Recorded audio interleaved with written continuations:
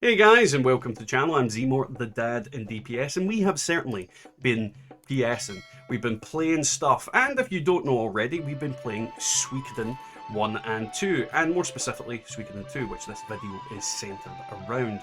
Now, the Suikoden Master Collection, Remastered Collection, that is on Steam and pretty much every platform, is a game that I have been anticipating for the longest while, and genuinely, I was saying into my pillow at night, don't fuck it up, Konami. And I'm gonna have to say, Konami has not fucked it up. This game, this collection of games, and more specifically, we're gonna focus on Suikoden 2, is an absolute banger. I have never felt so much emotion coming back to a game than I have recently, because Suikoden 1 and 2 were games that I played in my early teens, pre-teens.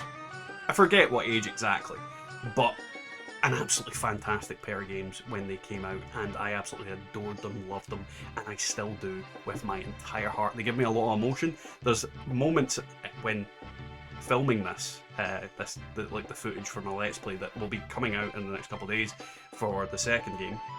There's parts where the emotion just welled up in me, and it just let go. And I've not got many games in my lifetime that bring such emotion to me and mean so much to me, and I think that Konami has done a great job. You know, it's maybe not the best remaster that you've ever seen, but it's kept what makes the game the game. The heart and soul of Suikoden is in both of these games in the remastered. So yeah, now, we've already spoken in a previous video about Suikoden 1, so again, we'll talk about Suikoden 2. Now, when it comes to the graphics, in comparison to the Suikoden 1 remaster to the 2 remaster, Suikoden 2 is incredibly pretty by comparison to its other version. And it's incredibly pretty to its old version on the PS1. This is looking fantastic. It keeps the old sprites from the original game, just obviously updated the graphics overhaul in general, but it keeps the sprites from the original game. Now, I think this is a great choice because when it comes to the sprites, I feel like Suikoden 1 and 2 heavily rely on these sprites to convey emotion and all these kind of things. And the problem is, if they were to go back and remaster the game, but then remove the sprites and replace it with, 3D models or better animations or something, I think you would lose a lot of the charm from those original games. And I think it was a good choice not to fuck around with that. On top of that, like, don't get me wrong, if they made like a remake, like they made the whole game in fully 3D and updated the combat system, added vocals and things like that, and did all a manner of different things, then I would be like, that's great as well. But for a remaster where you're just giving the old game a new paint and polish and some quality of life features, I think touching too much completely changes the game. So I think what they've done in terms of graphically, like just leaving the sprites where they are, was a great choice, because sprites have got so much emotion, and the sprite animations in this game are absolutely fantastic, hilarious at times, and just, I love them. I love them. They're very 90s, campy, Japanese art style.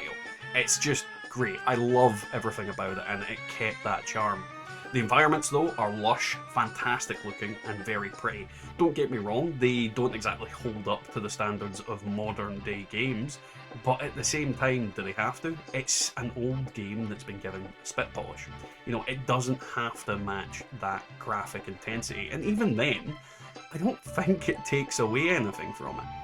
I think games that have older art styles and older styles of how they look still have a place. As long as the game's good, that's the main thing.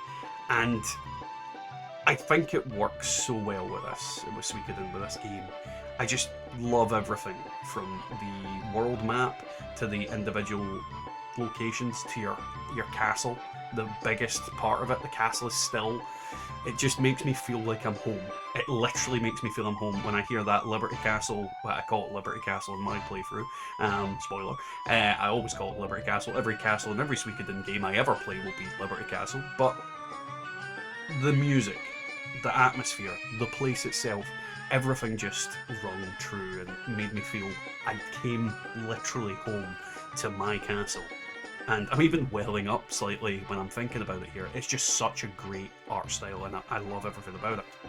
Next, we'll talk about the soundtrack. Now, the soundtrack is the same. It's just been updated and brought to HD, so it does sound better. And this game has a banging soundtrack. Absolutely fantastic set of music in this game. From, like, basically the battle theme to the different scenes. It helps elicit emotion from you. There are so many different little tracks that repeat over and over throughout the game, but you feel the emotion in them, and sometimes they just trigger me to just like feel sad, feel happy, like upbeat, tense. Top like boss theme of any game I've ever played, Necklord's theme when you fight him in Tinto, absolutely great. I listen to that to this day on repeat. It is a fantastic theme. Absolutely love it. It's called Gothic Necklord. Google that if you will. You are going to have fun with that. Obviously, it's done in a PS1 game style, but it's great. And there's even like rock versions of it on YouTube. There's so many cool variations of this. And the music in this game is just great. Absolutely great. I think it is knocked out of the park. Again, they didn't change too much. They didn't touch anything, they didn't ruin it, and the only downside is there's like the Budapest Orchestra have been claiming some of the snippets in my Let's Plays, but I've cut the sound on that. So if you know, spoiler alert, if you watch my Let's Plays of Suikoden 2 and there's suddenly no music, it's because of the Budapest Orchestra. Either way, it's not a big deal, but you know, it's like 1 minute and each. Well, or some of the videos, not even all of them. But yeah, the music is absolutely fantastic. Now, after the music, we come to the gameplay itself. Now, Suikoden 2 and Suikoden 1 share pretty much the same gameplay. It's a typical turn-based RPG, and you have different abilities that you can use. In the previous game, you had obviously runes, and then you had unite attacks. In this game, you also have runes and unite attacks. Major difference though is each character can potentially, and I do use potentially because not every character can potentially use up to 3 runes. Your main character can definitely use 3 runes. You have a head slot and 2 hand slots, and you can then use different rune combos to do different things. This achieves lots of different things. It allows you to unleash powerful attacks or boost attacks that you already have, and basically bring out the best in each specific character. There is so many characters to choose from because you have 108 stars of destiny to recruit, and there's more characters on top of that you can recruit. Not all of them are combat characters, but not all of them are you know, like able to do anything. You're basically able to choose between a huge amount of characters to play. You can pick your favourites, you can pick the strongest teams, you can use different unite attacks with different combos, and you can use different runes with unite attacks with different combos, and it just adds up into this really overly complicated system if you really think about it too much. I tend to just play with whoever I want and see what we can do and smash things. The game isn't exactly too hard to do that, so, you know, there is that as well. Now, on top of that, you have a bunch of different mini-game loops. The main difference between this game and its predecessor is the battles. Now, the battles in this game, well, and the battles in the previous game were done in this kind of like rock, paper, scissors type fashion. And that has been done away with and replaced with like a turn-based strategy where you get to move your units to different squares. They can use different abilities, they can have different things, and the more people you recruit, you can then put them into your units and they have different abilities that can do different things. So you can create a custom army for your specific tastes. And I love this minigame. It's actually one of my favourite parts of it. I wish they'd introduced like a full strategy type battle simulator in the game. It would have been great if you could actually just have custom battles or repeat battles in the game, which, you know, is a minor bugbear, but at the same time, the turn-based strategy elements of this game were absolutely fantastic, really well done, and remind me heavily of Fire Emblem. Like, that's like, now that back in the day I hadn't played Fire Emblem. Nowadays, when I play Fire Emblem games, it makes me think of Suikoden 2 and the turn-based combat and that. And it's just, yeah, it's so fun. We also have duels. Duels are something that was in Suikoden 1 as well, which is, again, a rock, paper, scissors type thing where you can attack, defend, or special attack. Attacks beat defend, defend beat special attacks, and special attacks beat attacks. And you just have to predict what your opponent's going to do based on their dialogue. They're still fun, it's still interesting to use. A lot of the time I just smash people because I was way too powerful, but that's, not really relevant to it. It was a fun thing, and I still love the duels to this day in this game.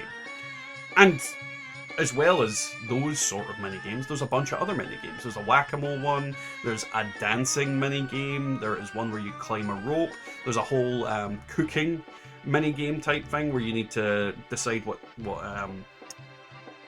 methods of cooking you're going to use, what type of dishes you're going to cook for specific members of your castle, and you sort of need to figure out what they're going to like and go from that. It's a whole thing, and it's really interesting. It has its own little underarching storyline, as its own literal thing. You could make a game out of that quite easily. Would need to be a bit more complicated, but you totally could do it. And overall, this game is it's perfect. It's honestly perfect.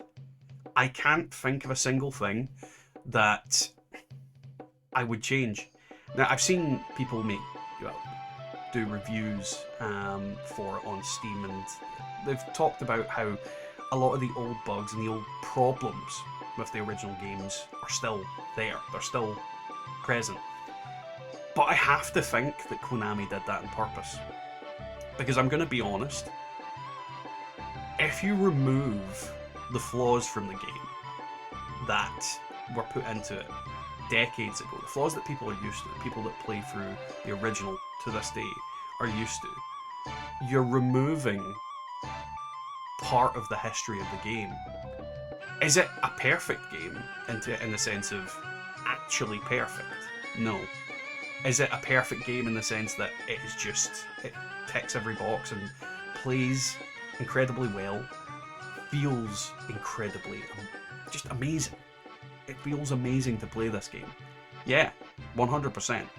I enjoyed every single minute I spent playing through Suikoden 1, and even more so for Suikoden 2. I haven't enjoyed a game this much in a long time. And Monster Hunter Wilds is an incredibly good game. I enjoyed that. But did I enjoy it? Did it elicit the emotion, the feelings that Suikoden 1 and 2 did for me? Not even close. I think gaming these days has lost a lot of the heart and soul and passion that is in video gaming. Games don't need to be perfect. They can be flawed and imperfect, quirky, fun, incredibly frustrating experiences. But that's, in a sense, what makes a lot of them perfect.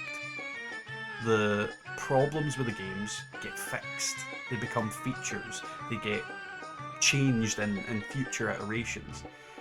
But I think in a lot of cases with modern games, we've got to a stage where everything's very samey, and the things that aren't samey are outliers. There's too much of middling meh content, whether that be in gameplay, story, graphics, or whatever. And a lot of games focus too heavily on graphics these days. I think you don't really need to focus on graphics as much as people do.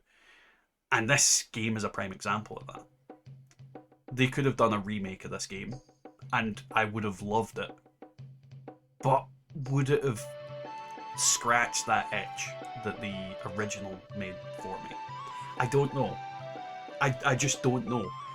Because Final Fantasy VII's remake, Final Fantasy VII Rebirth and the other one, can you say they feel the same? They give that same maybe emotion and elicit that same response from you that the original Final Fantasy VII does. And I don't think people can say it does. The story is kinda the same. It's kinda similar. But it's not the same game. And this is the thing. I think games primarily need to be fun.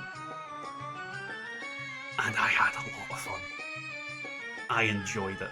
And this is why I kind of made this channel. Games like this are the reason I made Dad Plays Stuff. To give myself joy, to share that joy with you guys. And this game has...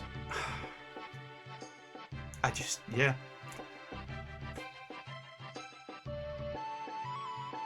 So, what do I think about Suikoden's Remastered collection? I love it. And it is actually a great relief for me that I love it. I was so worried this game was going to be bad, or they'd change too much, or they'd change not enough. But they did really well. And could they have done better? Probably, perhaps, I don't know. But I think they did enough to justify the price. 2 great games, depending on how you play it. Anything up to 60 hours of gameplay back to back. And it's an experience that, for me, will last a lifetime. And I'll go back to this game over and over again over the years. I expect when I'm in my 50s, 60s, 70s, if I get there, I'll come back to this game. I hope at some point I get my kids to play this game, to know how much it meant to me. So yeah, is it good? It's great. It's amazing. It is fun, it is entertaining, and it is worth you playing. I would heavily recommend that you go buy it now, for full price. Don't even wait for a deal. And I'm not getting paid by Konami, I'm not getting it. Like, I want them to make more of these. So, the more support this game gets, the better. Now, obviously, before we end, I want to say that thank you to everybody for watching and watching a grown man break down a little bit about a video game. Suikoden 2 will be getting an anime adaptation in the near future by Konami, so stay tuned for that. And obviously we have the Let's Play of Suikoden 2 coming out in the next couple of days. It is 11 parts that I've divided it into, so yeah, it's a long watch, but you know, you don't need to watch it all, but if you do, thank you very much. Either way guys, that is me today. I'll catch you all next time. And whatever I'm doing next...